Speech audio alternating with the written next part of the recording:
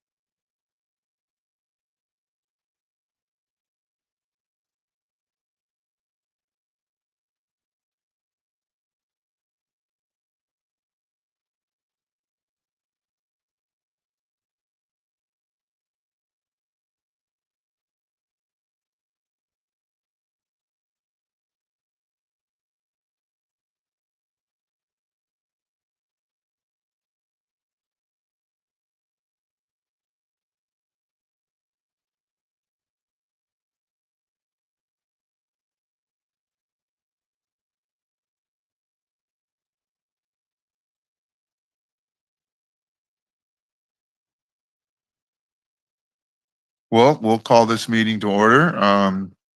First item is to take a roll call. Jim Felton, Present. Steve Rulin, Present. Jamie Schraback, Present. Steve Hunt is present, and Jusik Choi is not here. There's some sort of a reverberation that I haven't heard before. There it goes.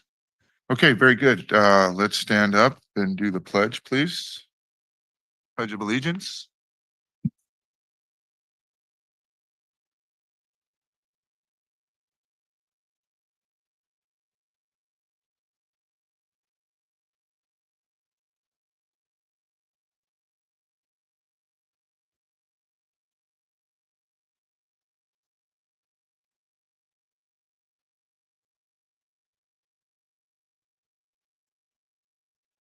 No special presentations, so we'll move to item 5, special announcements and communications and public comment. Anybody from the public have anything they would like to share with us tonight?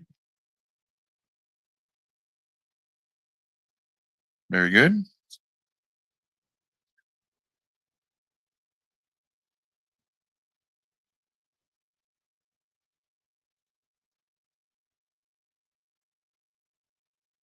Okay, I assume we all had a chance to review the minutes from our last meeting, which seems like it was last week. If so, can we get a motion? Motion to approve minutes. Can we get a second? I would say. So. Well, I was here, so I guess I can second it, and I will. All in favor, say aye. Aye. Any opposed? Okay, move that along.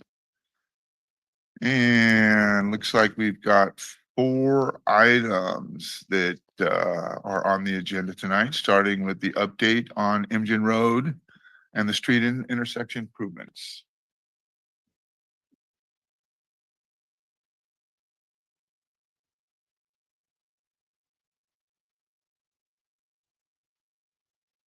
Right. Thank you, Commission Chair Hunt and commissioners.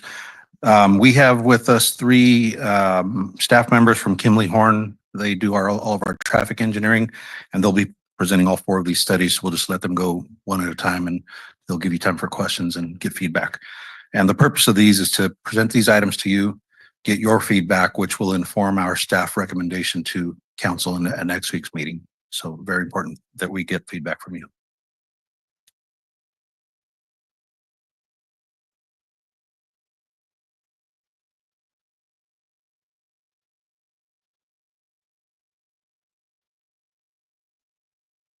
Hi, everybody. My name is Nikita Petrov. I'm a traffic engineer from Kimley Horn, traffic and electrical engineer, and we'll start with the Imgen Parkway and 3rd Avenue presentation. Next slide, please. So this intersection at Imgen and 3rd, Kimley Horn conducted a safety review back in 2021, and the outcome from the safety review was to install a traffic signal, and then the city applied for a highway safety improvement grant, HSIP grant, and received the money to install the traffic signal. Next slide. One of the key components of the safety review was to look at the collisions, and in 5 years of the collisions that we collected, there were 41 total collisions with actually 1 fatal collision, and that was one of the reasons why the traffic signal is warranted. So there were quite a few nighttime collisions also. Next slide, please. And this slide shows the difference. So when the city applied for the HSIP grant, they were applied for more or less a simple design of the intersection, traffic signal poles, maybe restriping of the intersection, as well as some civil improvements. However, the current design has improved quite a bit. And on the next slide, we will show you a little more what we're doing right now. Next slide. Okay, so the next slide kind of shows what the existing conditions is without any signal, just stop control on the side streets, and what's we're trying to design right now. So we're improving pretty much all curb ramps. We're gonna get, the intersection gets directional curb ramps for the disabled folks. Then we're doing high visibility crosswalks so that drivers can actually see them a little better. We're resurfacing the street everywhere, as well as installing at least 8 traffic signal poles with street lights on them. We actually went out there, did the photometric study, realized that the intersection is not well lit. So we're putting more street lighting around there, kind of making this intersection as safe as possible. On the north side of the intersection, we're installing kind of protected elements, protected intersection elements, such as the on-ramps and the off-ramps for cyclists, so they don't have to wait on road. They can actually enter the curb returns and push a button there to cross. Next slide. This slide shows what the construction budget that the city received from the HSIP grant versus what the current engineering estimate is. And you can see that we're about 300,000 short, 325,000 short right now. So, next slide. And this is just a current schedule. We're submitted the 65% design, received the comments from the city. We're currently addressing the comments and should be submitting everything, the 100% design in May, with intent to go to council for recommendations either May or June, depending how well when we submit the 100%. And the project will be advertised in June and start construction sometimes in August, September timeline. Next slide. This actually concludes our presentation. If you have any questions. I have a question. Sure. You had mentioned high visibility crosswalk stripes or lining. How long does that last? And how long is it expected to last?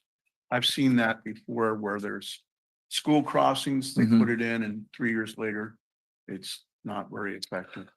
Well, it all depends how you also place it. A lot of the times, so the current crosswalk that we're proposing, ladder crosswalk, it should be placed, or the lines should be placed so they're not in the vehicle path, right? And that's how we kind of put it in the specs and tell to the contractor. That way, when the vehicles travel, they don't travel over the lines. And I completely understand. I mean, I agree with you. When vehicles constantly travel on the striping wears off. And a lot of the times cities kind of do the crosswalks or redo the striping every so many years. But typically, at least it should last at least 5 years. I mean, according to the specs. Now, reality is it all depends what the speed the road is and how many vehicles the road receive as well. So 5 years anticipated. that's per the specs of the thermoplastic that's being installed on the road. So Thank you. What's your estimated date of completion? so from the time of construction to, like, from the start of the construction, it takes about a year. Were there any elements that didn't make it into the latest design that might have been worthwhile had we had more money to work with? I think there are more elements in the design than we originally anticipated right now with all the protected intersection elements. If I may, so this will be what we call a protected intersection. It's actually the very first one in Monterey County. So you're going to be a flagship, display on going boasting around saying, "Hey, we did the first one in Monterey County." I know Dempsey loves this, so it's like Nikita said, we added elements to this to make it bike and ped friendly specifically, and enhance the safety as well.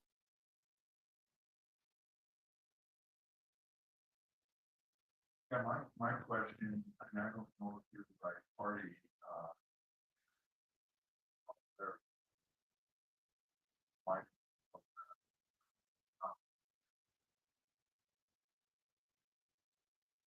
but, Yeah, traffic signal. Yes, yeah. stoplights that are essentially west and east of Third on Second and what I guess the national like California. Taking those out to replacing roundabouts, yeah. Not quite. So the roundabouts start at Imgen, so not Imgen Parkway, Imgen Road, right? And then they're going to be going east. So Abrams, Preston, and there's one more I'm lifting. Yeah, Marina Heights. There we go. Thank you. So coming west, right? So after you're traveling towards the ocean, California is the first signal, right? And I think this will be the next signal.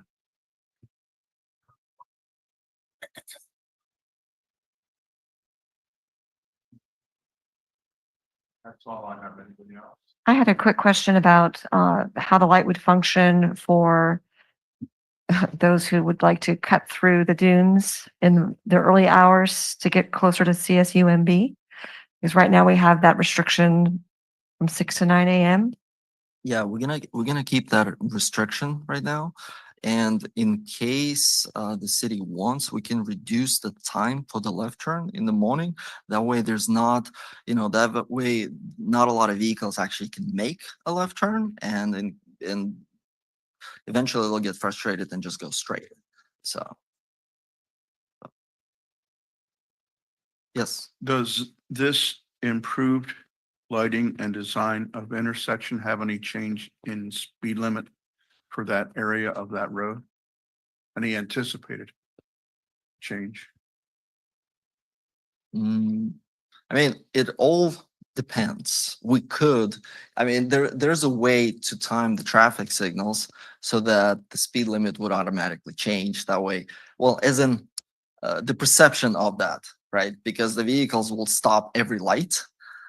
That way they're not going to speed through them. So there's a way to do it. Now, it's not always done because everybody wants to just funnel the vehicles through, funnel the queue. And I guess that can be discussed later when everything is set in place. So- The whole point of this traffic signal is to address safety issues right now, right? And one of the safety concerns, there's a lot of pedestrians crossing, right?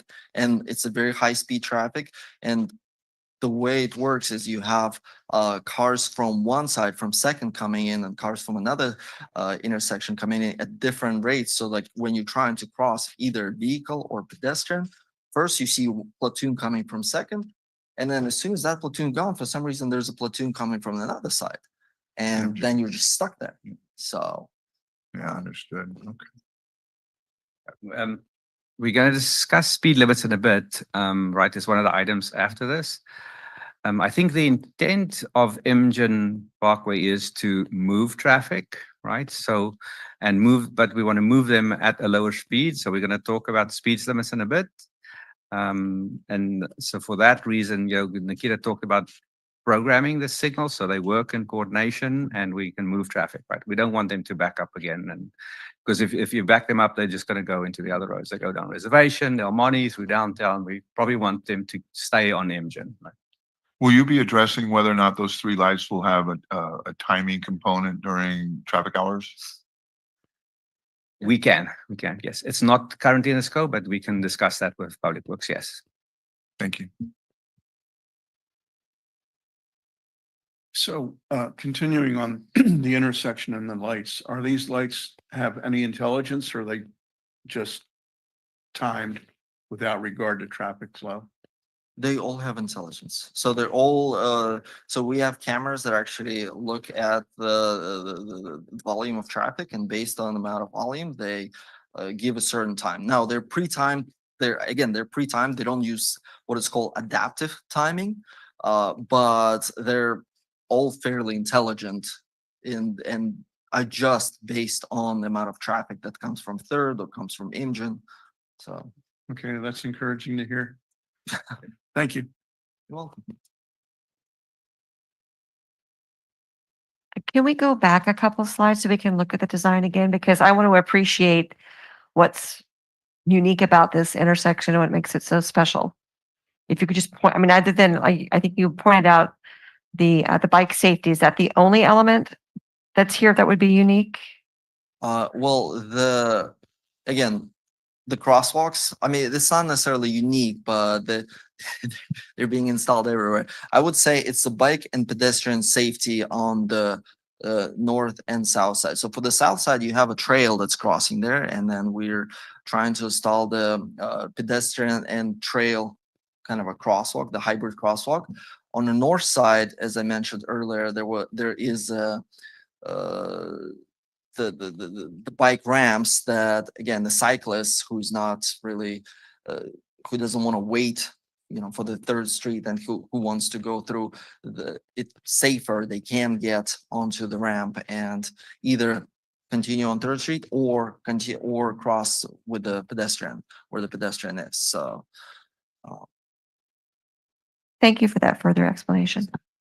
A little bit of the uniqueness is you will see, so let's just look at the bike lane coming from the right-hand side of the picture to the left, right? You see there's a green bike stripe, and you will see that then you can actually get off. It looks like a little ramp that goes into the gray.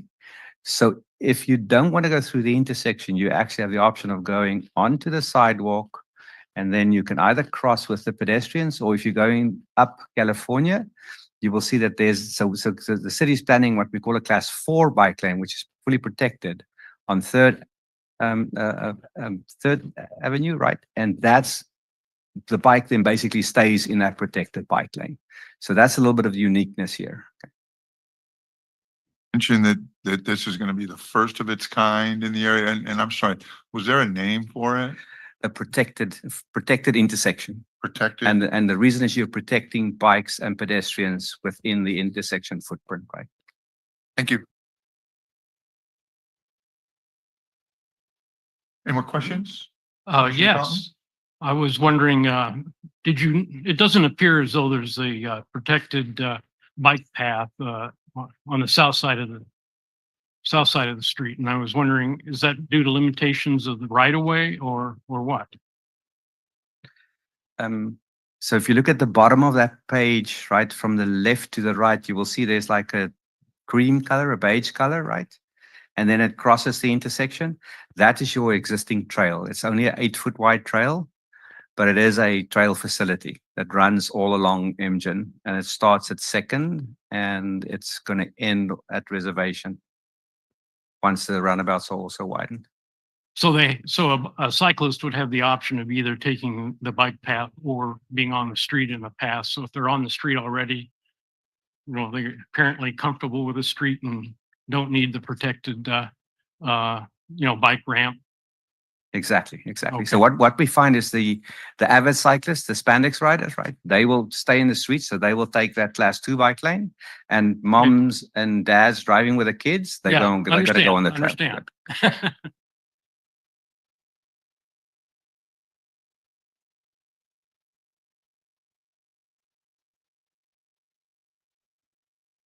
Any more questions?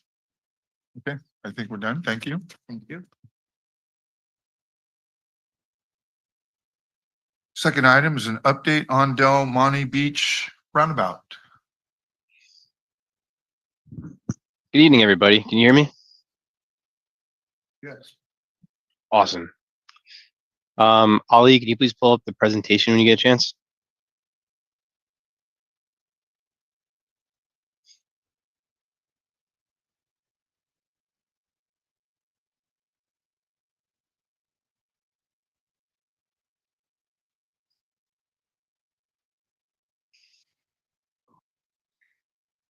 Well, I'm sorry I couldn't make it in person tonight. I appreciate the accommodations of letting me present remotely. My name is Jared Calise, and I'm a civil analyst for Kimley Horn. Ali, next slide, please. So at the Del Monte Boulevard and Beach Roundabout, we took a look at the last 3 years of crash history using the California crash reporting system. And of the 15 reported crashes, there were 10 of which that occurred in the northeast corner of the intersection. Most of these crashes resulted from drivers failing to control their vehicles. This crash pattern and location of the crashes is common with high entry speeds. Next slide. So the proposed improvements that we have at this intersection are focused on the overrepresented crash pattern of vehicles failing to control and hitting the curb in the northeast quadrant. The first improvement that's recommended is to begin the lane drop about 500 feet prior to where it currently is. This would occur about halfway in between Beach Road and Reservation along the straight portion of the road. The second improvement is to add curvature prior to the entry of the roundabout. This is going to help slow down vehicles before they enter the intersection. And then the third improvement is to add visual cues in that northeast quadrant to alert drivers of the changing of the road, the road curvature. And the fourth improvement is to add a mound in the center island to help better alert drivers that the intersection is approaching. Next slide, Ollie. Here's a zoomed in version of the approach right by the number 1. So as drivers are approaching, the lane will drop kind of as it is today. We're recommending adding chevron striping to help separate out the bike lane and the road, as well as putting in these flexible road posts as well. Next slide, please. And here's some other photos of what the improvements might look like. So in the top left corner, there's an image of landscaping inside the splitter island as vehicles are approaching an intersection. In the top middle photo, those are reflective traffic bollards. This is what we're recommending putting in the northeast quadrant to help alert drivers that the road curvature while at nighttime. In the lower left-hand corner, there's a picture of landscaping boulders, which we are also recommending putting in that northeast quadrant. And then in the bottom middle picture is what the intersection looks like today. You can see that the curb has been crashed into and has been taken out.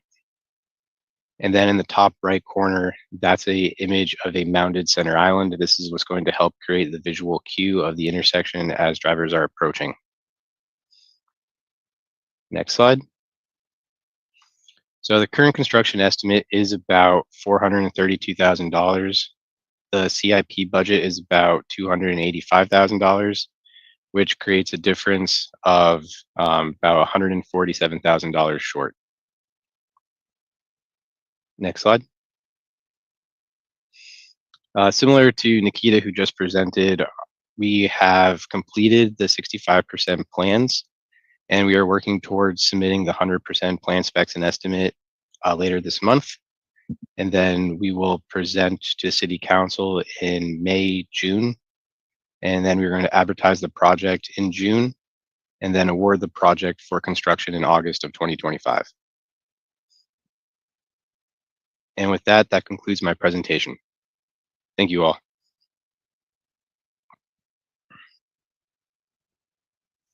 Thank you, Jared. Question for you. So the majority of those, can you hear me?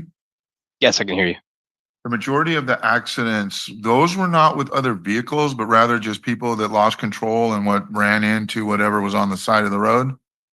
Yes, majority of them are single vehicle accidents. I can maybe add that, you know, a lot of those were DUIs. So, yeah. Uh-huh. Okay. Interesting. Thank you. That would explain it.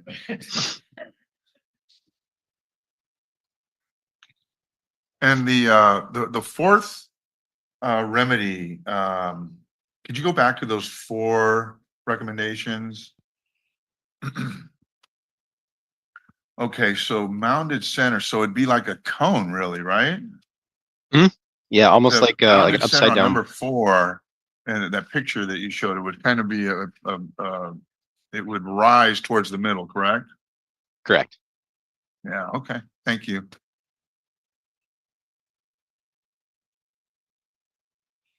I have a question, Jared. What's the purpose of the boulders? It seems counterintuitive. The boulders would help slow if a car was to, you know, maybe crash into that northeast quadrant and continue to, it would help slow down the vehicles if they were to go off the road and prevent it from hitting the building that's in that corner, as well as maybe slow it down from hitting. Yeah, or people Yeah. walking on the street. Yeah, and I can share so there's a little monument sign there for the apartment complex name, right? That has been wiped out in some of these accidents, so. Thank you. So are you suggesting that we use the bollards and the boulders? Both together? Yes. Both together, the bollards will help, especially at night with the illumination. So as the headlights of cars face it, it will reflect back and then help give that visual cue that the road is turning to the left. Yeah, you can see the little dots there by the number 3, right? That's where we're going to place the bollards right on the edge of the sidewalk, and then the rocks sort of on the sides of it, the boulders. Steve Rowland again. I'd like to return to the boulders. Why do we select boulders rather than already established traffic barriers? So that's a great question. So the traffic barriers, right, are will be number one. We think the boulders are more aesthetically pleasing. It's a landscape feature, right? Even though it's hardscape. The barriers are probably have a bigger deflection capability, right? And we also don't want to. We got to think about the impact because you put it sort of in front of the cars, right? So there's also we don't want somebody to crash into the barrier and pass away because of that impact, right? It's like hitting a wall, right? These boulders may be a little smaller, right? You will see the ones that say existing is not gonna, a vehicle will hit it and still continue, right? But it will prevent it from going into the apartment complex. So there's we call it attenuation, right? Of a vehicle hitting something and slowing down versus hitting a wall and completely stopping. We're trying to prevent that. I meant more of a guardrail style. Okay. That's typically used to Yep. deflect without Okay. being a impenetrable structure. Actually, yes. The boulders just seem very unpleasant should you encounter them. Okay. We can reconsider. I mean, if you feel we should rather not put the boulders in, there is the photo sort of in the bottom in the middle already shows, I think the apartment complex or maybe the city has installed some smaller boulders already on the side, right? So there are some already that has been placed there. In terms of ongoing maintenance, if a car were to crash into a guardrail type, then we'd be repairing that guardrail every time. Correct.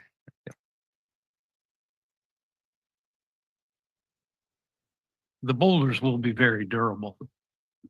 They have that advantage.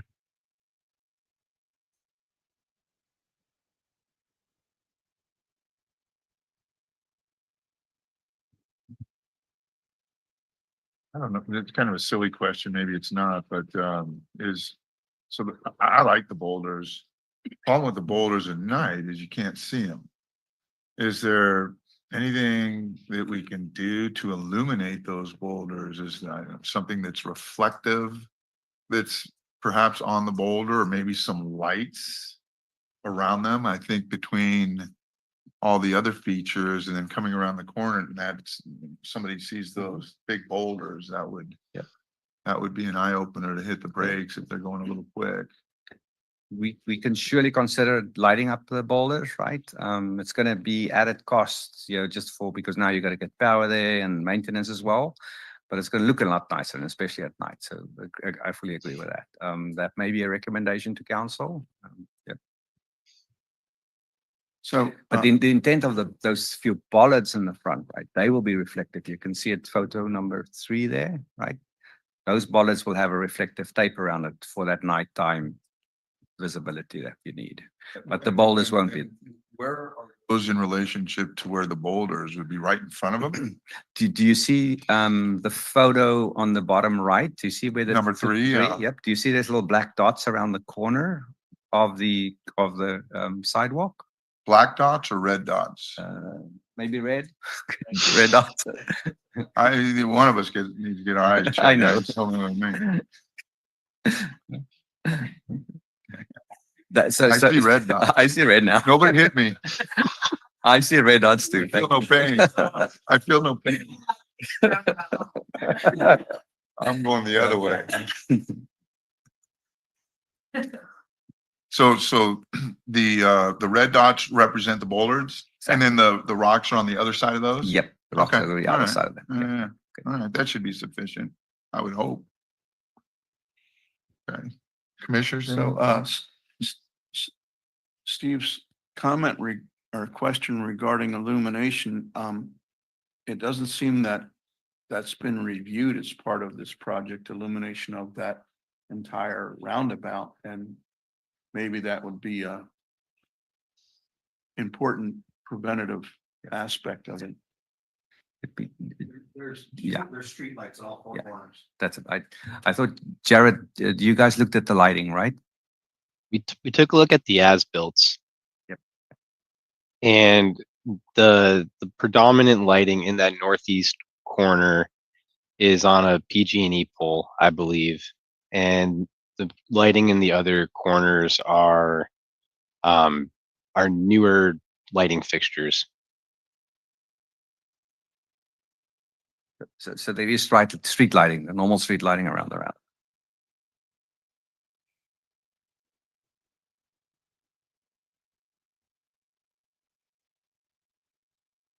Okay, thank you very much. Next item, informational update on the results of the 2025 Marina Speed Study.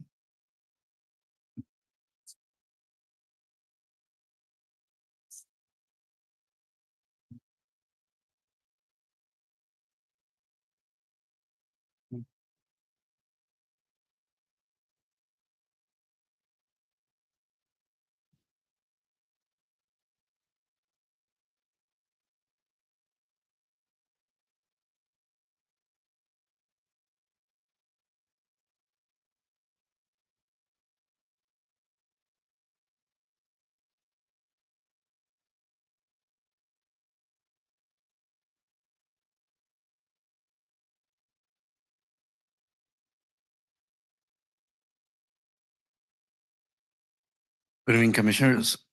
Uh, Today we are here to present the initial results from the Marina Speed Study. If you remember, a month and a half ago, we were here in front of you to talk about AB 43, Assembly Bill 43, which allows city most flexibility to actually lower the speed limit, especially in places where you have high concentration of pedestrians, bicyclists. So we went back, we did the analysis, we completed our initial results, and that's what we wanted to actually discuss with you. We have 44 segments. So I will share the table with you and we can go segment by segment. And if you'll need additional details, then we can dive in detail for that particular segment.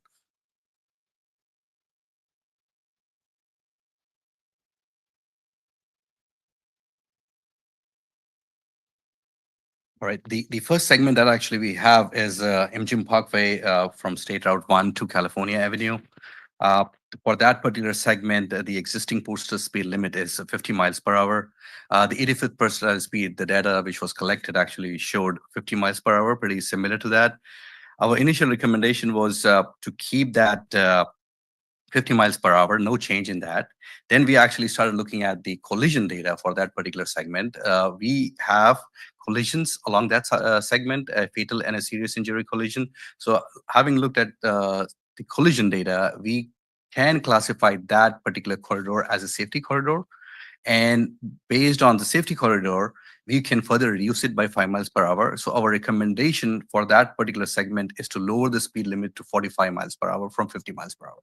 So it's a reduction of 5 miles per hour. Okay. The second segment is MGM Parkway from California to Reservation Road. For that particular segment, when we collected the data, it was under construction, so no recommendation has been done for that particular segment. So I'll move on to the third one.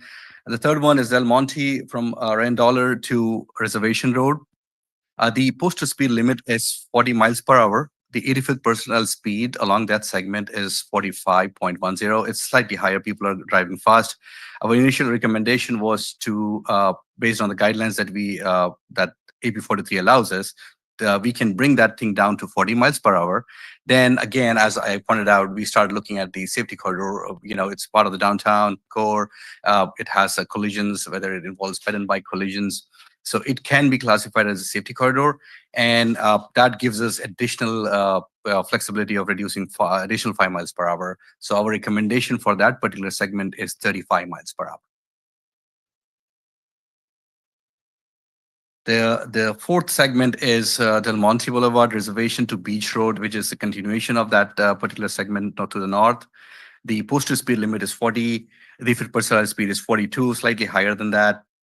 Our initial recommendation is, we can, using the AB43 tools, we can bring it down to 35 miles per hour.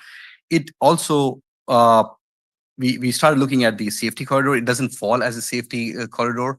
So our final recommendation for that particular segment is to reduce it using the AB43 flexibility that allows us to reduce it by 5 miles per hour. So our recommendation for that segment is also 35 miles per hour. And the fifth segment, Del Monte Beach to Marina Greens, we have seen 40 miles per hour speed limit. 85th percentile speed was higher, 45.15. So we can actually, using the AB43 guidelines, we can reduce it and keep it as existing without any changes. So we don't recommend any change for that segment. So we want to maintain the existing speed limit of 40 miles per hour for that segment. For the next segment, Reservation Road, Dunes to Beach Road, that has a posted speed limit of 35 miles per hour. 85th percentile speed is slightly lower, 34 miles per hour. Our recommendation is to maintain the existing speed limit of 35 miles per hour without any change for that particular segment. The next one is Beach Road from Reservation to Del Monte. 30 miles per hour is the posted speed limit. 33 miles per hour is the 85th percentile speed. Our initial recommendation is to just maintain the existing posted speed limit. It doesn't qualify as a safety corridor, so no further reduction is needed for that segment. Segment 8 is the Reservation Road from Del Monte to Crescent Avenue. The posted speed limit is 35, 85th percentile speed is 39. AB43 allows us to maintain at 35. Our recommendation is to maintain 35 miles per hour, no further change. The next section, Reservation Road from Crescent to California. 40 miles per hour is the posted speed limit. 43 is the 85th percentile speed. We can keep it at 40, and so our recommendation is to maintain at 40. The next segment 10, is reservation from California to Salinas. 45 miles per hour is the posted speed limit. People are actually going faster. The 85th percentile speed is 51 for that segment. Our recommendation is to maintain the existing speed limit and not increase the speed limit using AB43. That's the section where it goes towards the end of the city, I guess. So the people are speeding up on that particular segment. The next segment is from Salinas to MGM Parkway. As you can see, the posted speed limit is 55. People are driving at 57. Our recommendation is to maintain 55 miles per hour. Given the street characteristics, it carries a lot of traffic, and the intent of that reservation road is to move traffic from one end to another. And we recommend keeping the existing posted speed without further reduction in that. Segment 12, Reservation Road from MGM to Blanco Road. Same, the speed limit is 55 miles per hour. People are actually driving much faster there, 60 miles, 60.15. That's the 85th percentile speed. Our recommendation for that segment is to maintain the existing speed limit of 55 miles per hour. So no change in that. 8th Street between 2nd Avenue and 3rd Avenue. The posted speed limit is 25. People are actually doing 32.6. They're driving fast. So our recommendation is not to change the speed limit and maintain the 25 miles per hour. The next segment for 8th Street between 5th Avenue and Inter Garrison Road. That segment has a posted speed limit of 40 miles per hour. And the 85th percentile speed is 41. Our initial recommendation is to reduce it down to 35 miles per hour. And it doesn't qualify for the safety corridor. So our final recommendation is to reduce by 5 miles per hour. For that particular segment, having a 40 miles per speed limit is probably not safe because of the vertical and horizontal curves that we have at that particular segment. So our recommendation is to reduce it by 5 miles per hour to 35 miles per hour for that particular segment. At the 9th Street between First Avenue and Second Avenue, the posted speed limit is 30 miles per hour. We can actually reduce that section of the street to 25 miles per hour with the AB 43 guidelines. So our recommendation is to reduce it to 25 miles per hour, that particular segment of 9th Street between First and Second Avenue. The Second Avenue, segment 16 from Devotee Street to 8th Street, we have 45 miles per hour posted speed limit. 85% speed is 46. Our initial recommendation is to bring it down to 40. And that is what we would like to maintain as our initial draft recommendation of 40 miles per hour for that segment of Second Avenue. The segment 17, Second Avenue from 8th Street to Imjin Parkway, 35 miles per hour is the posted speed limit. People are driving closer to that 36 miles per hour. 85% speed is 36. Our recommendation is to maintain 35 miles per hour without any change in that. Segment 18, Beach Road from Reservation to Del Monte. The collision rate, as you can see, is slightly higher there than the expected collision rate, which is statewide for that kind of facility, which carries X amount of traffic. The collision rate is higher, and keeping in mind the higher collision rate and the posted speed limit seems to be higher. So our initial recommendation is to lower the posted speed limit to 30 miles per hour for that segment. And that is our draft initial recommendation for Beach Road. For segment 19, DeForest Road, from Beach Road to Reservation, again, the segment AR is higher. Collision rate is higher than the statewide average. The posted speed limit is 30. People are actually driving fast, 36 miles per hour. Our initial recommendation is to maintain the 30 miles per hour. And just no further recommendation. Doesn't qualify as a safety corridor. Even though the collision rate is higher than the statewide average, it doesn't qualify as a safety corridor. Segment 20, Crescent Road from Del Mar, Quebrada Del Mar to Reservation Road, 25 miles per hour is the posted speed limit. People are driving 32. Our recommendation to maintain the existing 25 miles per hour. No further reduction is recommended for that segment. Segment 21, Crescent Avenue from Reservation to Carmel, 30 miles per hour is the posted speed limit. 36 miles per hour is how people are driving faster than what the posted speed limit. Our recommendation is to maintain the existing speed limit of 30 miles per hour. No recommendation to further reduce it. Cardozo Avenue from Reservation to Aaron Way, 30 miles per hour is the posted speed limit. People are driving fast, 35. 30 miles per hour is our recommendation. No further change in that. Segment 23, Beach Road from Del Monte to DeForest, 30 miles per hour is the posted speed limit. People are closer to actually lower than the speed limit. They are driving at 28. Our initial recommendation is 25 miles per hour. For that segment, we would like to reduce it and keep it at 25 miles per hour for that particular segment of Beach Road between Del Monte and DeForest. California Avenue from Reservation to Carmel, 30 miles per hour is the posted speed limit. 85th percentile speed is 37. Our initial recommendation is to keep the existing posted speed of 30 miles per hour, no change in that. Segment 25, California Avenue from Carmel to Randolph. It's the same segment. It's a continuation of the California Avenue segment. The posted speed limit is 25 miles per hour, but people are actually doing 30 miles per hour, 32 miles per hour. Our initial recommendation for this section is to increase the speed limit from 25 to 30. That's an increase of 5 miles per hour. The reason for the increase is the California Avenue is a consistent section. Having different speed limit actually, it's not recommended. You need to have consistent speed limit so that people actually follow that. Otherwise, inconsistent speed limit can actually lead to people not doing that. So our recommendation is the 85% speed is 32. We don't want to increase it to 35, but we would like to maintain it and at 30 miles per hour consistent with the section on the north. For 26 California Avenue from Randolph to Imjin Parkway, the characteristics of the street actually changes, down south in that section. The posted speed limit is 40 miles per hour. People are actually driving faster than that, but we recommend maintaining it to 40 miles per hour. No further changes recommended on that section. 27 California Avenue from MGM to 8th Street. Posted speed limit is 30 and people are driving slightly lower, 28 miles per hour, no change. We just want to maintain 30 miles per hour on that particular section.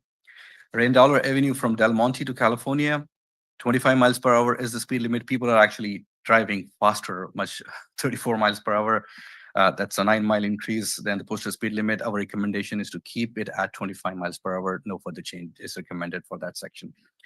The second section from Randolph, from California to Carmel Avenue, it's just a continuation of that street. The posted speed limit is 30 miles per hour. People are actually doing 33. We recommend it to reduce it to 25 miles per hour for the consistency, because the characteristics is residential in nature, and it's just a continuation of the street, and we don't want to have different speed limits, which basically encourages more cut-through traffic and people speeding up. So keeping that in mind, we recommend reducing that speed limit from 30 to 25 miles per hour, 5-mile reduction. Carmel Avenue, segment 30 from Del Monte to California, 25 miles per hour is the posted speed limit. 85% speed is 31. We recommend keeping it at 25 miles per hour. No change in that. Carmel Avenue from California to Salinas, posted speed limit is 25. 85th percentile speed is 29, slightly higher. We recommend keeping it at 25. No further change is recommended on that section. Salinas Avenue from Carmen to Reservation, we have speed limit of 25 miles per hour there. People are actually driving closer to the speed limit, 24. Our recommendation is to maintain as 25 miles per hour. Paul Davis Drive from Healy to Marina Green, the posted speed limit is 30 miles per hour. The 85th percentile speed is 25 miles per hour. We have driveways over there, and we have multiple driveways, and the characteristics of the street, keeping in mind the characteristics of the street, we think that a reduction of 5 miles per hour would be appropriate for that particular segment. So we recommend keeping it 25 miles per hour for that segment, Paul Davis Drive. Patton Parkway from Marina High School to California, as you can see, the collision rate is higher, 2.03 when compared to the statewide average of 1.07. The posted speed limit is 40 miles per hour. That segment is typically used by people as a cut-through route. And keeping in mind, we have a high school at one end. We recommend it to be reduced to 35 miles per hour, a 5-mile reduction in that particular segment of Patton Parkway. Segment 35, Crescent Avenue from Patton Parkway to Randolph, 25 miles per hour is the speed limit. People are driving slightly higher. We recommend keeping at 25 miles per hour. No further change in that particular segment. The next street, Vaughan Avenue from Randolph to Carmel, 25 miles per hour. People are driving higher, faster than 25 miles per hour. We recommend no change, keeping at 25 miles per hour. Seacrest Avenue from Carmel to Reservation, segment 37. The collision rate is higher than the expected collision rate. The posted speed limit is 30. People are closer to posted speed limit, so we don't recommend any change in that particular segment. Our recommendation is to keep 30 miles per hour. The next segment, segment 38, Sunset Avenue from Randolph to Carmel, 25 miles per hour. We recommend keeping at 25 miles per hour. No further reduction is needed. Segment 39, Lake Drive from Palm Avenue to Reservation. The collision rate is higher than the expected collision rate. The speed limit is 25 miles per hour. People are actually driving much more, faster. 36 miles per hour is the 85th percentile speed, which is 11 miles higher than the posted speed limit. Our recommendation is to keep at 25 miles per hour, and no further changes recommended for that segment. Down to last 6 of them. Palm Avenue from Lake Drive to Del Monte, 25 miles per hour. People at 28, driving at 28. Our recommendation is to maintain 25 miles per hour. Abrams Drive from Preston to MGM Parkway, the collision rate is higher than the expected collision rate. 30 miles per hour is the posted speed limit. 34 is how people drive. Our recommendation is to maintain 30 miles per hour. Preston Drive from Abrams Drive to MGM Parkway, posted speed limit is 30 miles per hour. People are driving closer to posted speed limit, so no changes recommended. It doesn't qualify as a safety corridor, so our recommendation is to maintain 30 miles per hour. Segment 43, 3rd Avenue from MGM Parkway to 8th Street, 25 miles per hour is the posted speed limit. Our recommendation is to maintain 25 miles per hour. Segment 44 and segment 45.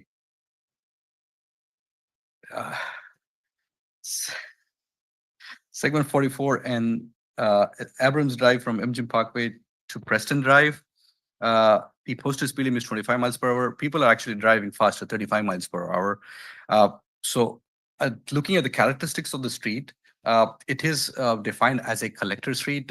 It collects traffic, and keeping in mind the collector traffic, to maintain the consistent characteristic of Abrams Drive, we recommend that section to be increased to 30 miles per hour, so from 25 miles per hour. The same recommendation is done for Marina Heights Drive from California to MGM Parkway.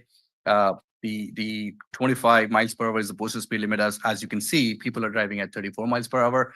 We don't recommend increasing the speed limit to 35 miles per hour, but keeping the road characteristics of collector road, our recommendation is to increase it to 30 miles per hour. That's an increase of 5 miles per hour. So that's our final recommendation. In summary, I think we have 11 locations where we have a reduction of 5 miles per hour, and 3 locations where we have a recommendation of increasing the speed limit to by 5 miles per hour. We have detailed explanation for each of the segments. I have like 180 slides for all the 45 segments. If there is a particular segment that you want to dive in detail, and then I can actually jump to that segment and provide you further details as to the reasons why we recommend a reduction or increase in that speed limit. Thank you. Thank you. Commissioners, any questions? Could you go back to the first slide?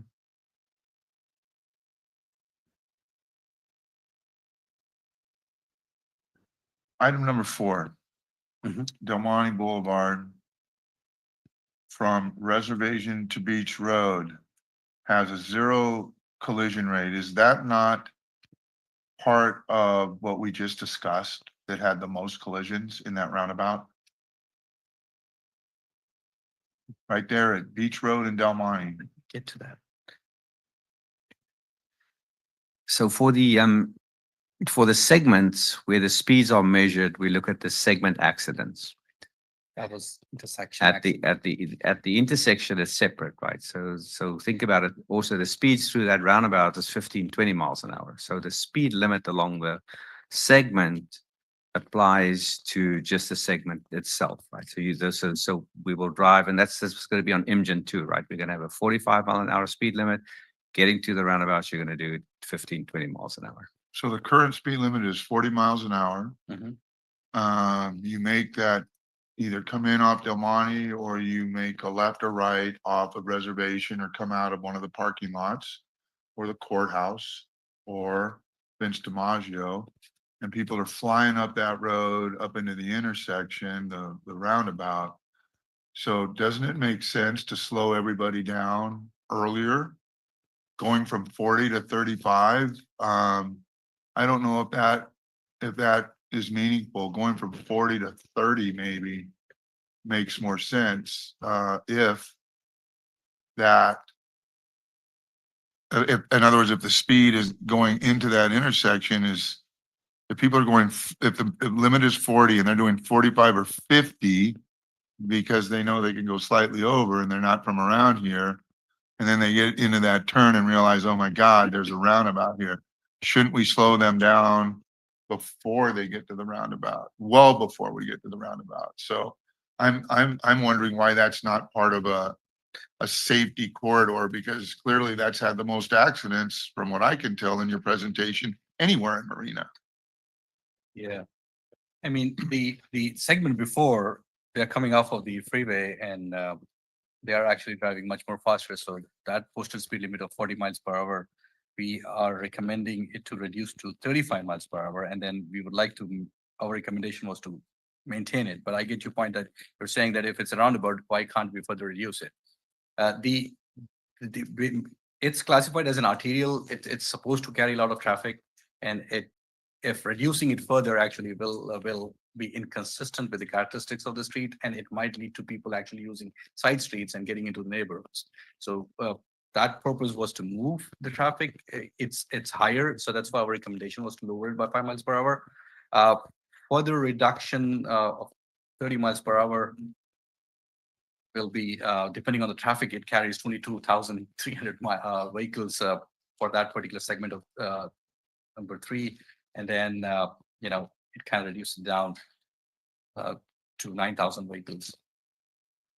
And that, Plus also those accidents were primarily due to DWI rather than speed.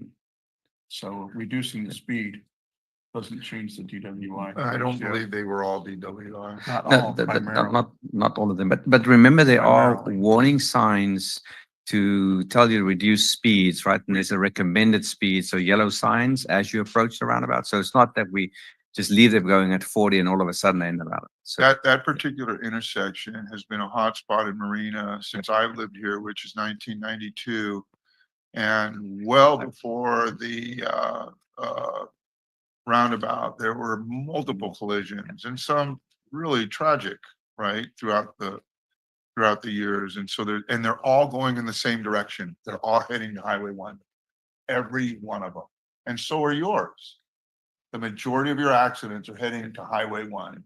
So I think if we're building all these improvements for safety and are going to spend all this money in a roundabout to make it safer, one of the things that we could do proactively is slow everybody down before they get there. But you have multiple examples where your speed limits on one street change from 25 to 30 or 35 miles an hour. And I don't see why that particular section from Beach Road, the Jack in the Box, basically up through the roundabout should be greater than 35 miles an hour. There's no reason for that. so commissioners, you can approve the recommendations with a preference to reduce that to 35. And that's what'll be in our staff report to council. Council make final decision, but you can certainly vote on asking for that change. For one, everything looks great on your report, but for one, I mean, can I check with Ali just a couple of things? I just want to make sure, but while you're looking, I'll just continue with my comment. If you look at all of the traffic patterns and all the accidents that we've seen through your reporting, the majority, well over 50% in the entire city of Marina seem to be coming in that one intersection, going in one direction. The majority of them are all going in the same direction. So, slowing them down. This direction is going north on Del Monte. So if you come out of like the Jack and Box and you make a right. Yeah. Yeah, right. That's- Exactly. That's where everybody's flying, going into that intersection and not making it around the roundabout. Yeah. Mhm. Right. So I And think you have pedestrians, people are walking to school and from school and people are walking to Walmart, right? So Yes. it's a busy intersection, both vehicular and pedestrian. This is 40, this is higher. Because we won't have an interaction. This is 35, that's 40, and that's 35. So if you look at the table, you have 35 recommendation for Del Monte from coming off of the freeway, so reducing it down and then, continuing at 35 miles per hour for the section, for the next section. Because there is a speed limit change. If you look at segment 5, commissioners, that Del Monte north of Beach Street, that has a posted speed limit of 40 miles per hour. So we would like to maintain that 40 miles per hour. So coming from 35 to 30, again, going back to 40, that's a multiple change in that segment. So what we were we were looking at was consistency between segments. So we have 35 miles per hour initial recommendation for segment number 3. We continue that 35 miles per hour for the next segment. And since the characteristics of the street changes north of Beach Road, we have a wider street and we have parking on one side. We have a trail on one side. So higher speed limit was, we just recommended maintaining it. But we can And, definitely. and that speed increase north of the roundabout makes perfect sense. And in fact, Marina Greens Drive, I think it's 50 or 55 up to Highway 1, Yeah. isn't it? So, Yeah. that's kind of pedal to the metal. But again, going back to that one segment, right? You're going to reduce the 2 lanes to one a little bit further back. So you're not talking a big section anyway. So it just, I don't understand why the benefit of going from 40 to 35 is when you're about to hit the most collision prone corner in the city of Marina. I think you slow them down to 30, put all the other preventative steps in place, and maybe we actually get results. Okay. Sounds good. So whatever, what do we need to do to make that something that will be flagged so that the city council can look at that? Do we need to make a motion and vote on it? Yes. Okay. Well, I would like to make a motion that be reviewed. If you have no comments on the other 44 segments, then you can go ahead and make your motion. Very good. Fair enough. So I'm a little premature. And The I- only segment I wanted to look at was number 4. Everything else kind of made sense. And I wanted to, so that's why I checked with Ali. We can reduce it a further 5 within all the parameters we have, right, in the vehicle code. So we're good. So the numbers, that wouldn't be going outside the box, if you would. Then, yeah, it Exactly. makes sense. Yep. Okay, We can. I'll shut up. My fellow brothers and sister commissioners, please. I have, pardon me, question regarding item 10 on this page, 10 and 12. Where the actual collision rate is below the expected and the 85th percentile is higher than the posted speed. Why were those two not increased? Segment 10 and 11, that's what you're. 10 and 12. 10 and 12. The collision rate calculation is based on the number of collisions that we actually saw in that area. There might be collision at the intersection level, Commissioner, but it might not be at the roadway segment level. When we look at the segment collisions along that segment, we take the DUI out, we take the ones which are related to traffic signs, we take the ones which are related to alcohol out, and then the intersection ones are also taken out. So whatever is remaining is the collisions that we see for that segment. That's why you are not seeing any collisions within the segment. You may see collisions at the intersection level. And once you add the DUI back, you might see collisions along the corridor. But from a speed, when you recommend a speed, you don't need to take into consideration the collisions which are caused by DUI because those are not related to, that's not the engineering stuff. That is completely different. That's why you see a lower collision rate than the expected collision rate for that segment. That's actually a good thing, having a lower collision rate than the expected Yes. collision rate. Even though people are driving fast, the collisions could be at the intersection level, but this is at the segment level. We didn't see that. The answer is not clear to me as to why they would not be increased So increase. based on the data. So it's 51 miles per hour is the refill per speed. Our recommendation is to keep that segment as 45 miles per hour. Just maintain it. You're asking why we didn't increase to 50 miles per hour. Correct. It's like 10. Considering that the actual collision rate is significantly different than the expected collision rate in both of those situations. For that particular segment, we looked at the entire reservation road corridor. As you come down from Blanco Road, after Salinas Avenue, you are actually coming into the city where you have a lot of interaction going on. We necessarily want them to keep reducing that speed from 55 miles per hour, which they are driving.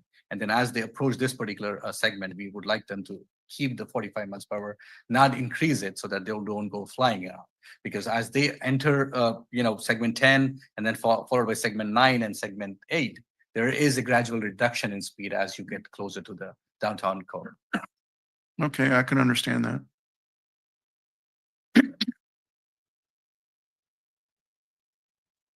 Can we look at 18 versus 19? Right. So let me go back to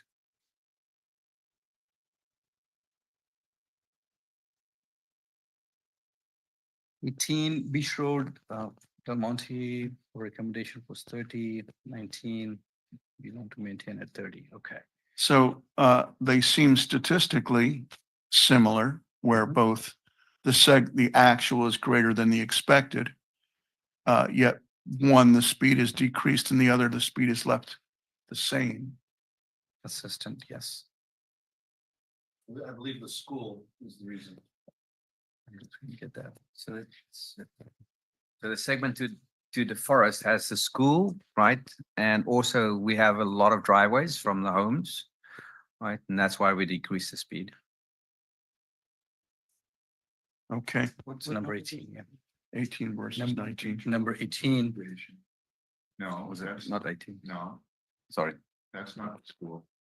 923 is the school. Okay, where's that? In 19? fact, that's the same intersection. That's just coming in from Beach Road. 19 is the versus forest. Del Monte, where all the What did we do? accidents are. Sorry, what did we do? 19, we recommend keeping the maintaining the existing 30 miles per hour. Sorry, I had that wrong. Number 18 is where we actually recommend a lower reduction in speed by 5 miles per hour. The collision data actually showed we had 4 total collisions at that particular segment and 1 severe collision. And looking at that and the characteristics of the street, which has horizontal and vertical curve at that particular segment, number 18, our recommendation was to reduce it to 30 miles per hour. It's also there's an S curve right in front of Walmart, and there's some side distance concerns, and also there's a lot of people jaywalking there. And it may be a consideration that we install a crosswalk there, but it's not part of the study. Part of that was let's reduce the speed limit on that Okay. segment 18. Sorry, I had the wrong segment. Yeah. The only reason I'm bringing these up is looking at the data, they appear to be similar and yet they're treated differently. So that's why I'm asking. Can we look at number 29? 29.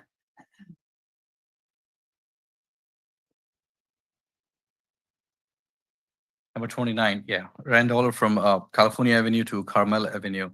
That recommendation, it's 30 miles per hour under existing conditions, and people are driving at 33.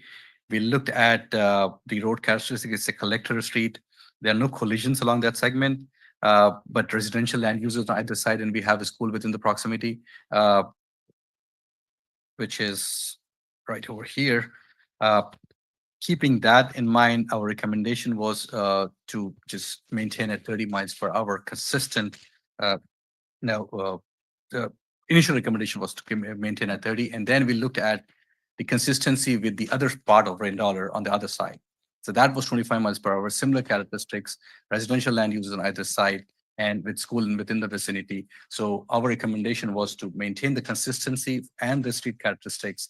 We recommend it to be reduced to 25 miles per hour so that you have a consistent section, which is 25 miles per hour. If you look at the number 31, which is Carmel Avenue, that also is a 25 miles per hour speed limit. So you have a 25 miles per speed limit within the residential neighborhood there, and you have one section which is higher. So that's typically not recommended. So that's why our recommendation was to have consistent speed limit within the residential neighborhood, and we recommend 25 miles per hour. Okay, very good. I understand that.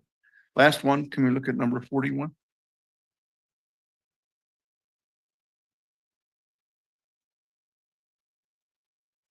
All right. Abrams Drive from Preston to MGM Parkway, that is 30 miles per hour. Under existing conditions, people are driving actually faster there to 34 miles per hour. Our recommendation for this segment is to maintain at 30 miles per hour. We would like to maintain that as 30 miles per hour. Okay. All right, thank you. I appreciate the thorough Thank you. answer for all those questions.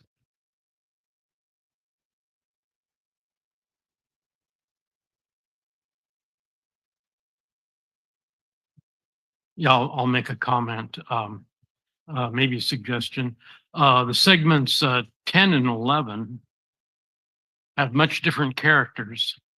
One being sort of rural and the rural, highway road almost, reservation road, east of Salinas Avenue, where by the time you get to Salinas Avenue, you're really in the urban area of Marina.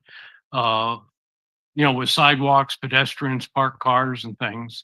I think, the speed limit on segment 10 should be reduced further. Then you have it. To 40 miles per hour. The reason we kept it in segment 11, Commissioner, segment 11 is a posted speed limit of 55 miles per hour. And then segment 10 is, we recommend it to maintain at 45 miles per hour, which is a 10-mile difference. Yeah, Further reduction to 40 miles per hour, it's a 15-mile reduction for that segment. And that sudden reduction in speed limit of 15 miles per hour, it has to be gradual for the people to actually slow down as they come. So 55 miles per hour to 45. And the next segment that we have, segment number 9, is to be retained at 40. So we are kind of reducing as they come closer to the downtown area. So would it be possible to put another segment in that would go another 600 feet east of Salinas Avenue and reduce that? Have an intermediate section in there which at a lower speed limit? Because I mean, people are going. Acknowledge people are going very fast as they approach Salinas Avenue, but all of a sudden you're in the middle of an urban area, and you should not be driving 55, even 45 miles an hour through this urban congested area, in my opinion. that definitely can be looked at, Commissioner. Yeah, we can do that. I think between 10 and 11, we'll have another speed. Another reduction. segment in Yeah, there. another segment, so then reduce it and then reduce it further. We have Caltrans, so the code says you have to reduce in 10-mile increments, right? So, but we'll put another one in. And how short could that one increment in between 10 and 11 be? Is there a minimum or segment length? I don't know offhand. Okay. I think what we'll do is we'll just space the signs for the reduction, right? So maybe there's a 55 or just past Mgen, right? And then there'll be certain spacings that we put the other ones in, and we just post them as such. But we can, once we go to council, we'll have that answer. Thank you. Oh, thank you. I apologize. That you mentioned spacing. Typically, how far apart would two signs within the same segment be spaced? Obviously, they'd be the same speed limit. There is no particular standard answer for that particular stuff, depending on the characteristics. If the characteristics of this road segment changes or the land use and the surrounding changes, then you can actually post a lower speed limit. Typically, it is recommended that you give ample time for someone actually to adapt to the change in limit. And if it's a sudden, he won't get that time to adjust the speed limit, and that could be an issue. So if there's not a hard and fast rule about where you put it, right? So if you enter a roadway, right, and you want to tell people, so let's say I come off a side street and you turn onto, let's say I come on off California, I want to turn on reservation, right? And this is going to be a speed limit change. And typically you would post something on reservation, right? To let the driver know, right? If it's the same speed limit, you don't post anything. And of course, in residential streets, we don't post it either. Right? So there's a prima facie default to that if you got to do 25. It's on a lot of that's on a case by case basis, and it needs some field review, right? And decisions made. So yeah, but there's not a hard and fast rule about where you post. Thank you. If it's a very long segment, Commissioner, then obviously you can, pace it out and then have different posted speed limit for that particular long segment. But for given a small segment that we have, a small shorter segment, having multiple side post speed limits would be more confusing than actually solving it.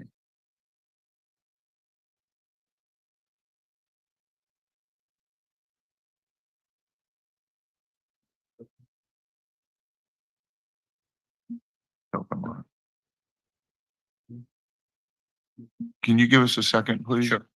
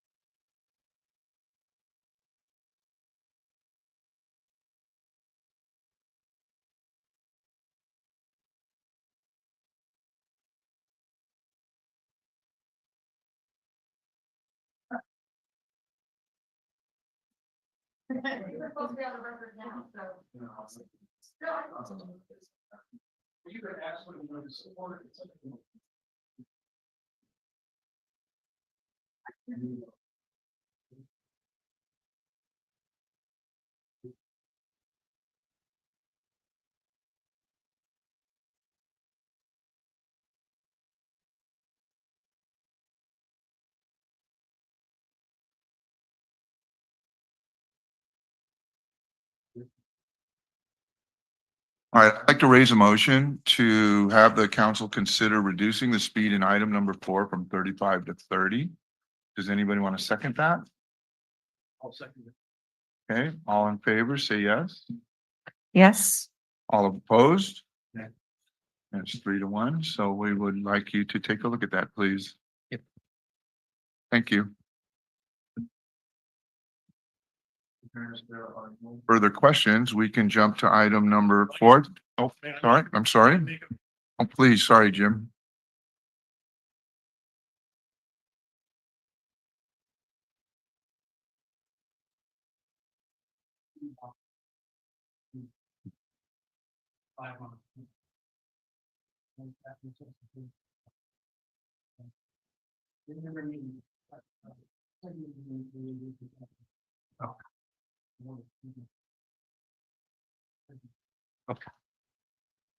I'll second that. All in favor? Aye. Opposed? Thank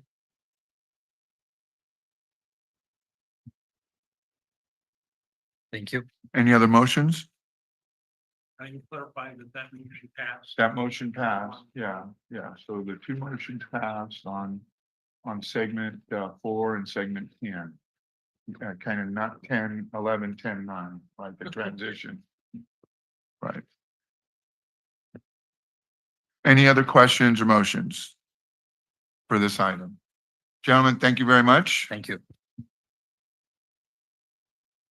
Last item on the agenda is the reservation corridor study. You want to do it here?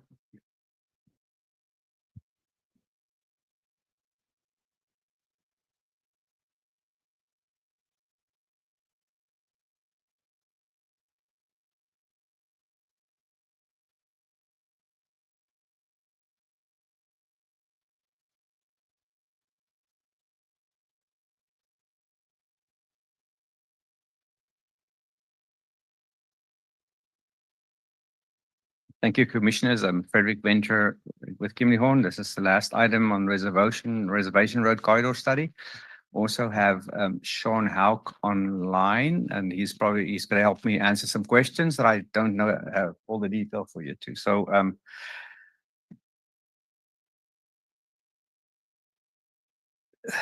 Reservation Road is currently planned to have signals right all the way from Del Monte going up to California, and actually to Salinas will have a roundabout. That's sort of currently the finding of the downtown revitalization plan, the specific plan.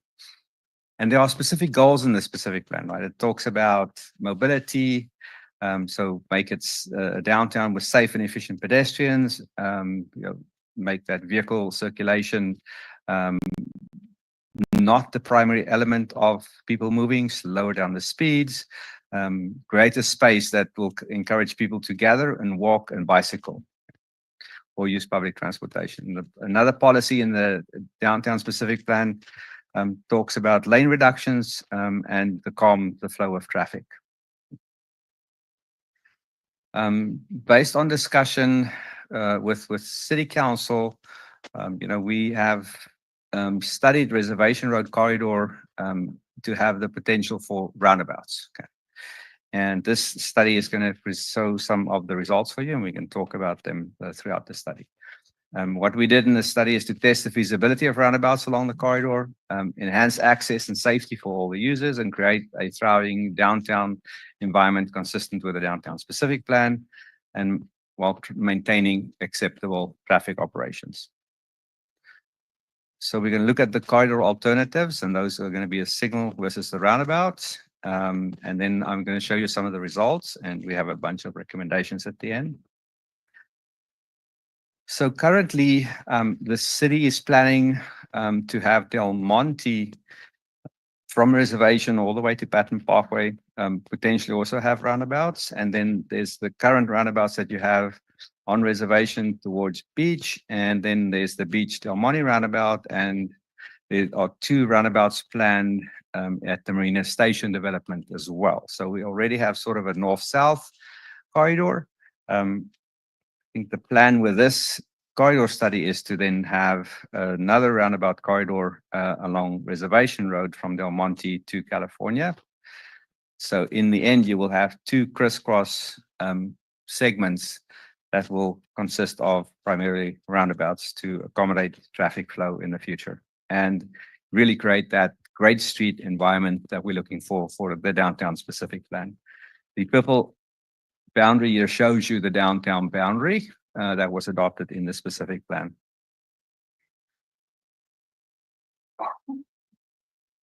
So we talk a little bit about the alternatives. It's the history of the Del Monte Reservation and the Reservation Road corridor. We have signal control. That's from the 2019 downtown study that looked at a 4-lane road and a 2-lane road. And then this study that looks at a 2-lane road and a sort of 4-lane road, and then the 2+ lane road. So you're going to see some lanes a little bit in between 2 and 4. And then we're going to talk a little bit about a 4-lane road. And then an interim solution that we're recommending is to do a 2-lane road on Reservation Road with the roundabouts. So the upper section here shows you the signals with option 1 with signal control. And then the bottom one is option 2, which shows you where the roundabouts would be. So you could see we're basically just replacing the signals with a whole series of roundabouts. This slide shows the existing cross section. We have a really wide lane. So the first bit is from Del Monte, first block up, 16-foot lanes, bike lanes, wide travel lanes and drive lanes. In the eastbound direction and the westbound direction, also 2 lanes, turn lanes, a bike lane and a parking lane. The midsection for downtown continue to have the 4 lanes, turn lanes, parking and bicycle lanes. And then the easterly section has also 4 lanes, and in the median we have a 2-way left turn lane, and that's just to provide access to driveways. Again, you can see very wide lanes, 12-foot lanes. Those are the sizes actually of roadway which we see on the freeway as well. So it encourages, pretty high speeds, and we just saw that in the speed study as well. People traveling down Reservation, it's 50, 60 miles an hour. This is the cross section that's in the downtown specific plan. You can see the lanes are narrowed, 11-foot lanes. There's a proposal to do class 4 bike lanes, so a separation between the bike lane and the travel lanes, a nice median, and then nice sidewalk areas as well. The downtown specific plan features really focuses a lot on how do we provide comfort and a great street for a downtown that promotes bicycling and walking and safety for pedestrians and bicycles. A bunch of measures here, and the ones I highlighted, I'm not going to dig into the detail, but that talks about what can we do to slow down the traffic in a downtown that really sort of creates that feeling of I'm in a downtown now. I'm not a through traffic that wants to, or car in the through traffic that I wants to drive at 40 miles an hour. So we're going to look at a couple of sections. So the first one here is from Del Monte to Vista del Camino. That segment has the highest volumes on reservation, right? And we know in the morning, people come down the reservation, they make the left turn at Del Monte and they go to Highway 1. In the afternoon, a lot of them come back and they make the right turn at from Del Monte into reservation and continue north. East. The next section is from Vista del Camino to Crescent. You can see a series of roundabouts here. We do recommend mostly dual lanes for the long-term build out, right? So 4-lane facility. Here and there, we don't need all 4 lanes, but you can see a lot of the meandering that happens. You can see at the roundabouts, you're going to decrease the speed. So this corridor is probably going to operate at an average speed of 25, 30 miles an hour. And then the last segment runs from Crescent to California, and that's a little bit more straight, but there we basically maintain the cross section that's in the downtown specific plan. So some travel lanes, protected bike lanes, and maintaining some of the parking. So the Del Monte Reservation intersection is probably the biggest one here with, like I said, the highest volumes. In this illustration, you can see how the vehicles and the pedestrians will move through the intersection. Starting on the top left, we have 2-stage crossings for pedestrians. So pedestrians basically just look in one direction when they cross the road. Right now, if you cross the intersection, you cross 4 or 5 lanes. So a lot of exposure of pedestrians to vehicle traffic. We have the Dempsey, so the rail corridor that's there. And then we also have the rec trail, the Monterey rec trail that runs, and we do accommodate that in this roundabout. So people will continue to use it. There's also an MST bus stop on the south end of the roundabout. On the south end, we will tie in to the existing plans to do the road diet on Del Monte Boulevard. So there's 100% tie-in. What we are recommending here, and we could do it, and I think we're going to recommend it, is to install, because of the very high volumes in the afternoon, that northbound right turn from Del Monte onto reservation in the mornings back. And you can see there's a couple of locations where pedestrians cross 2 lanes of traffic, is that we install these RRFBs. So those are those little flashes that go on if pedestrians cross. So it's an additional measure. If a pedestrian crosses, that vehicles will then stop and know a pedestrian is in the crosswalk. I have a photo here on the right-hand side that shows you what those rapid flashing beacons look like. If we look at the traffic operations results for the corridor, the volumes that we looked at was the 2040 build-out volumes for AM and PM peak hours, and it includes the downtown specific plan.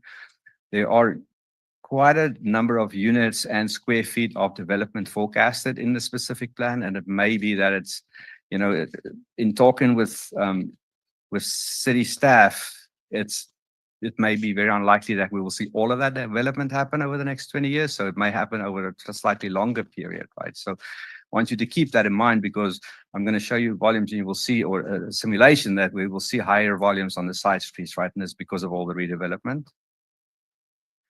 We did called a VISA model. It's a micro simulation model, and it sort of actually works. It's not just cars on the road. It's actually a measuring tool, so we can look at performance and operations.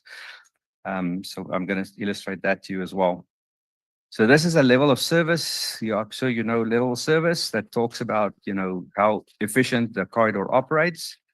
The upper end area, option 1, traffic operations go between a level service D and as good as a B.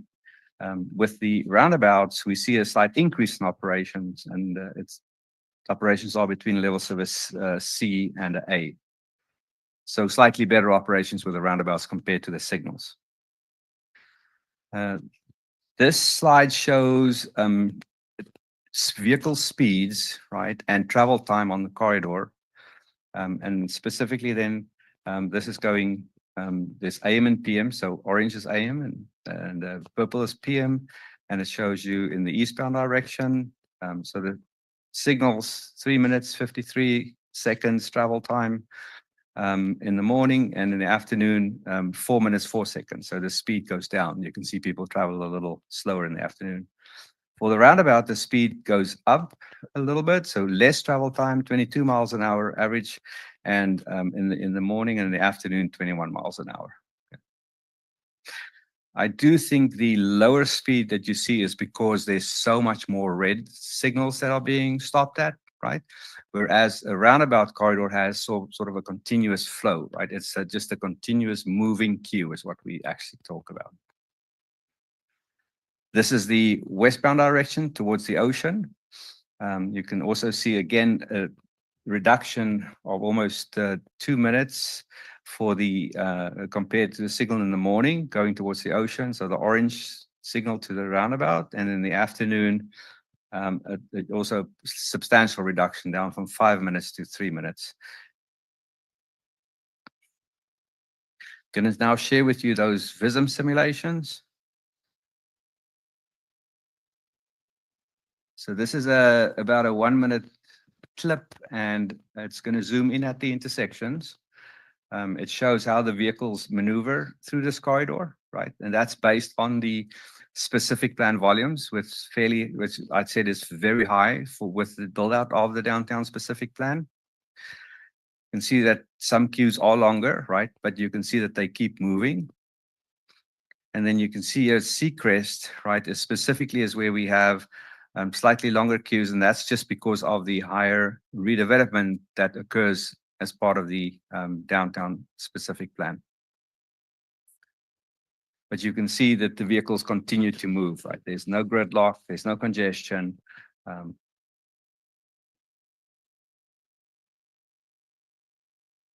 Go further east towards Crescent, and you can see the volumes going down, right, as we go further towards the east. And you'll see this last segments, the traffic actually moves pretty efficiently.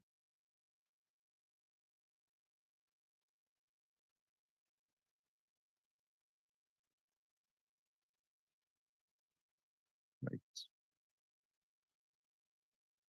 So what are the recommendations, right? So when we look at the corridor, we look at a lot of aspects, right? There's economic aspects, there's operational aspects, and most important is safety. So I'm going to start off with safety, and we did this comparison. It's a qualitative assessment between the signal option and the roundabout option. So the first one is crash severity, collision severity, right? So we know with signals, if somebody skips a red signal and there's a T-bone, somebody usually gets injured, right? With the roundabouts, we know lower speed, side swipes, so the severity goes down significantly with the installation of roundabouts. Bicycle improvement and access for bicycles. The signals, you can accommodate them. If we do the protected intersection, it helps, right? But with the roundabout option, we actually take all the bikes off, and it's completely like a protected intersection. So improve safety for bikes with the roundabouts. And again, within the roundabout, the speeds are lower, right, compared to a intersection. Same with pedestrian access, much lower speeds for that interaction between cars and pedestrians compared to the signal, especially if the light is green. We know quite often on right turns, people just go, they don't slow down for the pedestrians. And then we're looking at the consistency for traffic calming with the downtown specific plan. Also, much better improvement for safety on the roundabout option compared to the signal option.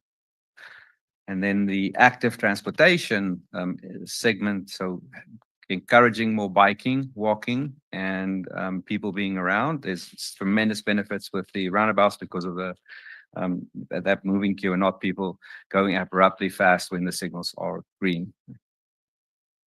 If we look at operations, so this has to do with how well is traffic progressing through the corridor. Both of those show moderate vehicle delays, right? So the levels of service were okay. We didn't see congestion. The travel time for the roundabout options actually went down, so it improved, right, compared to the signal. For transit and emergency vehicle access, it's about the same because, if it's really dependent on how much traffic there is and how people pull over. And I think with the roundabout options and some of the shoulders, we do have the option of vehicles pulling over for emergency vehicles. The driver adaptation is definitely going to be, we're still learning about roundabouts a lot, although I think in Marina, you're lucky you've had your roundabouts a while. So, signals are easy. People are told, hey, do green or do red or yellow. With the roundabouts, we need to learn a little bit, right? But as soon as MGen is constructed, those 2-lane roundabouts, people are going to learn really fast about how to use them. Driveway impacts. So currently with the signals, we have a lot of driveways. So the roundabouts, we're going to have a couple more right in, right outs along the corridor. But it's easy because if you can't go across, right? So we're going to have medians in between the intersections. So it improves safety as well. So you'll make a right out and you make the U-turn at the roundabout if you want to go in the opposite direction. Really easy. It's easy to do. Trucks can do it. So it's a great solution. If we look at the economic impact, so the capital construction, if we're going to reconstruct the specific plan cross-section on reservation, we're going to rebuild the road and all your signals are going to be rebuilt and you're going to do the full cross-section, right? That all the work that's in it. The roundabouts are going to be slightly higher, and that's primarily because we need a little bit of right-of-way at some of the intersections. But along the corridor itself, it's about the same cost as a signal option. Right-of-way impact, I just said, with a signal, we can accommodate everything within your existing right-of-way. Those roundabouts, we're just going to need some right-of-way at the corners. But as redevelopment of the downtown occurs, the city will be able to tell a developer, hey, we need a slither on the corner to facilitate the construction of the roundabout. Environmental benefits, roundabouts are superior. They have less blacktop. They have more green space, so clean water is better. Pollution is a lot better. When you sit at the red signal and you're idling, all those emissions that go out. So, and driving faster, there's numerous benefits for the environment comparing a roundabout to a signal. And then ultimately, I think this will be built with grant funding or a lot of grant funding. There is a lot of grant funding for roundabouts. The improvement in safety, the benefits to the community, benefits to pedestrians and bikes.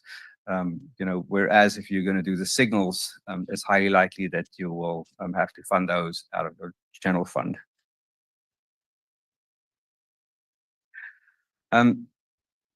So in the analysis summary for us is, so what we did find is that the roundabout option is feasible, right, for the reservation corridor. Also, a roundabout option at reservation in Del Monte is also feasible, right? So we have that option, we showed it, and because that's going to be the busiest intersection on the corridor.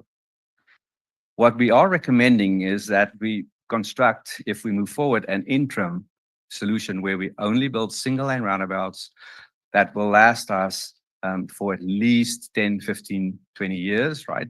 Because we don't anticipate that all the downtown specific plan redevelopment will happen in such a short time, right? So it's probably going to be beyond 2040. The ultimate condition will be a 4-lane roadway with the multi-lane roundabouts, very much to this, similar to the simulation I just showed you, and that would include full build out of the downtown specific plan. I think that's the presentation. The plan is to also take this presentation to council on Tuesday night.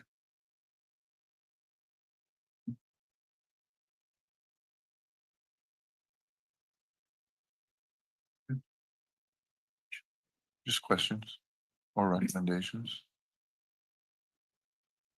I don't think we have any questions. Well, I guess I have a question. Thank I'm just wondering why it's taken so long to have this unbelievably fundamental change. And what I'm hearing from traffic consultant, traffic engineer, compared to 10, 15 years ago, there was none of this. And it's really great to see. Do you know what's come over the industry? I mean, had there been a large lobby protecting the streetlight industry, or what? What's changed? It's an excellent question, and I really appreciate it. So, every once in a while, I would have to say that we are a little slower in making changes. We often like the way things are, and we don't want to change. But I think you're right. Communities, also the powers that be, has moved into, if you go to Caltrans right now, forget about putting signals at interchanges, right? They will not approve it. They are also pushing for roundabouts. The fact that there's grant funding for it also helps, right? Because agencies can now help get money to build these as well, right? So yes, the industry is definitely moving in this direction, primarily because of the safety reasons and the environmental benefits that come from it. Yes, I don't know why it's taken so long. That's Yeah, those safety concerns were always there. And so it's something different. I'm a big fan of roundabouts. I see the efficiency that they provide and the safety that provide. All for it. Just again, I don't know if you're the right person to ask this question, but if we're building all these roundabouts and they are economically more feasible, it's easier to get money. Why are we building a stoplight on Third Avenue and Emgen? probably right of way is probably the bigger concern, and there's already a 4-lane road. If I could look 10 years back, maybe you should have also done the rest of Emgen, but I think, remember the corridor that we're doing right now was only 2 lanes, right? So there was a widening project that had to happen. And with the widening project, the superior control was roundabouts.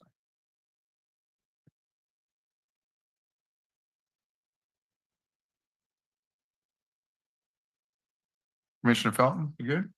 Nothing else. I think we're good. Thank you. Thank you very much for your presentation tonight. Thank you. Yep. Excellent questions, by the way. Okay. So we make a recommendation to council Not now, no. direction. If you want to make a recommendation, I just asked if you would like to do that. Would you like to do that now? We can do that. Do you have a recommendation? Roundabouts rather than street lights. Yeah, I think, A number of reasons. Yeah. yeah, and I Oh, you think. guys waited too long to see what you did? Well, this meeting's adjourned. What do you mean? I have one of these. What do you have? Is it? Does anybody know the law of possession? That 99% thing? I'm just saying, all right. The city manager, did you have something you'd like to share with us, Mr. Lane Law?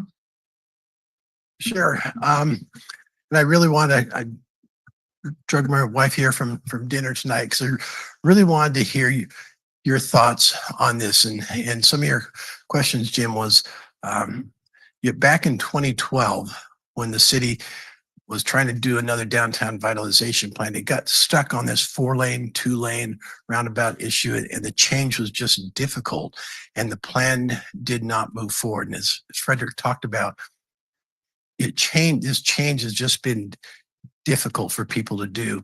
But it was very astounding to me when you look at those time differentials in the traffic as that volume moves, and we have a tendency to look at things today, and we're trying to look at things 10 and 15 and 20 years down the road.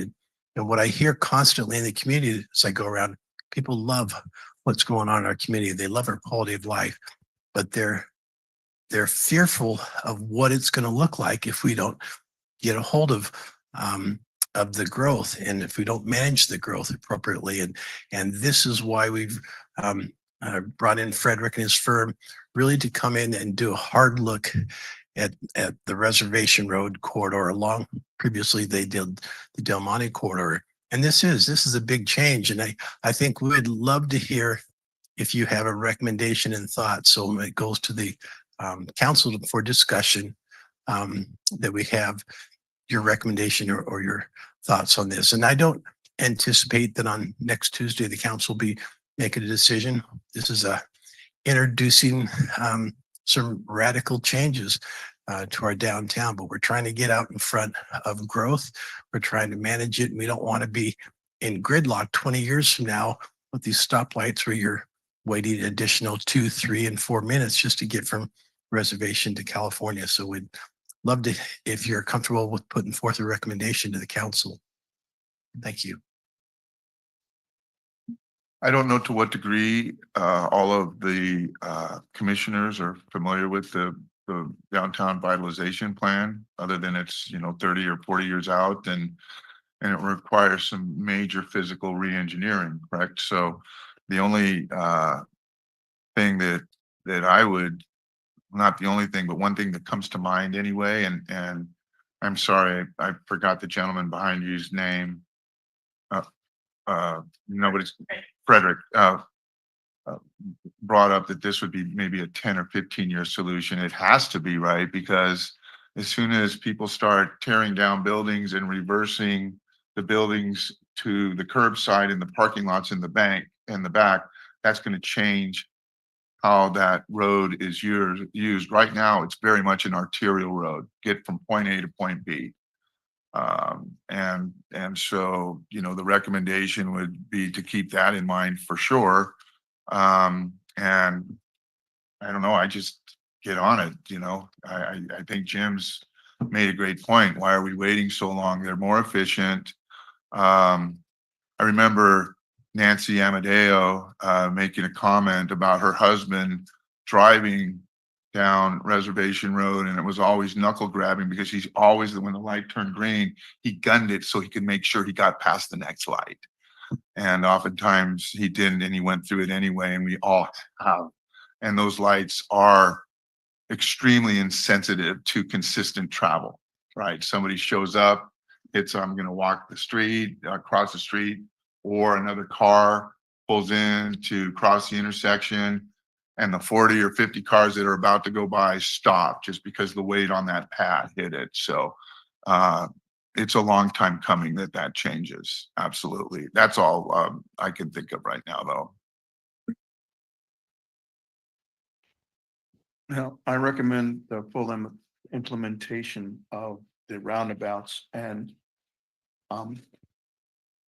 there's significantly greater population due to an awful lot of development that's occurred. It's my opinion that roads should be developed to move traffic safely. And the signal option is going to be replaced in short time. If you pay for it now, you're going to have to pay to remove it and replace it with the long-term benefits of the roundabouts, in addition to the safety and the savings that's offered. So I don't see where the signals option make any sense, especially since it delays the movement of more and more population.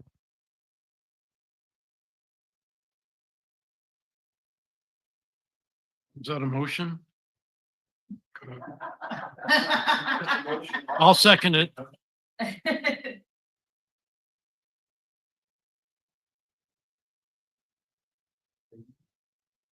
Commissioner Schrebeck and Ms. Commissioner Felton. I'm fine. Okay. Well, thank you, everybody. We will officially adjourn this meeting. Thank you for coming.